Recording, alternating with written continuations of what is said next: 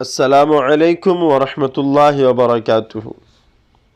آپ کا استقبال ہے بصیرت آن لائن کے خاص پروگرام میں۔ اللہ کے لیے محبت کرنے والوں کا قیامت کے دن خاص امتیاز۔ حضرت عمر رضی اللہ عنہ سے روایت ہے کہ رسول اللہ صلی اللہ علیہ وسلم نے فرمایا، اللہ کے بندوں میں سے کچھ ایسے خوش نصیب بھی ہیں جو نبی یا شہید تو نہیں ہیں، لیکن قیامت کے دن بہت سے انبیاء اور شہداء ان کے خاص مقام قرب کی وجہ سے ان پر رشک کریں گے۔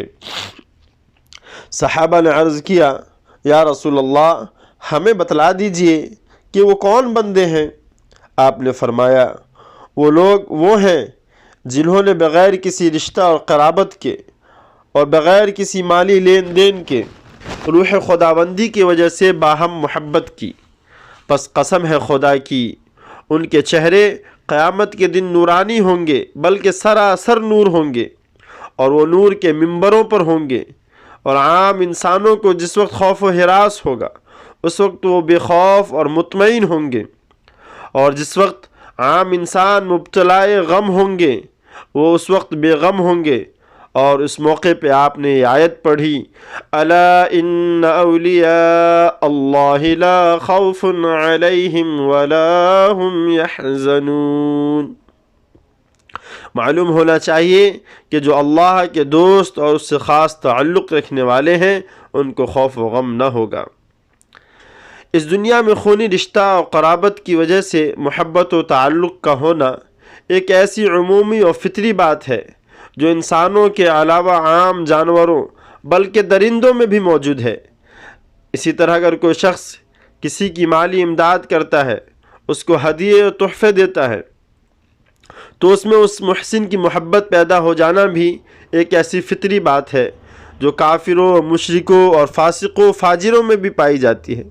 لیکن کسی رشتہ اور قرابت کے بغیر اور کسی مالی لین دین اور کسی ہدیے اور تحفے کے بغیر محض اللہ کے دین کے تعلق سے کسی سے محبت کرنا ایک ایسی ایمانی صفت ہے جس کی اللہ تعالیٰ کے ہاں بڑی قدر و قیمت ہے، اور اس کی وجہ سے بندہ اللہ تعالیٰ کا خاص و محبوب و مقرب بن جاتا ہے، اور قیامت میں اس پر اللہ تعالیٰ کی ایسی نوازشیں ہوں گی کہ انبیاء اور شہداء اس پر رشک کریں گے۔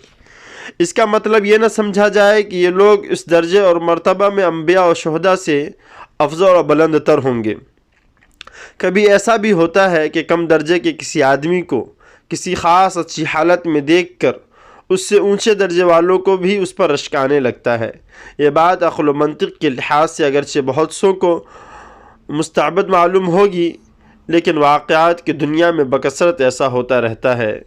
اس لیے جو کچھ کہا گیا ہے یہ زبردستی کی تعویل نہیں بلکہ واقعی حقیقت ہے۔ یہ بندگان خدا جن کے مقام قرب پر انبیاء و شہداء کو رشک آئے گا، حدیث میں ان کا تعارف ان الفاظ میں کرایا گیا ہے، ہم قوم تحابوا بروح اللہ۔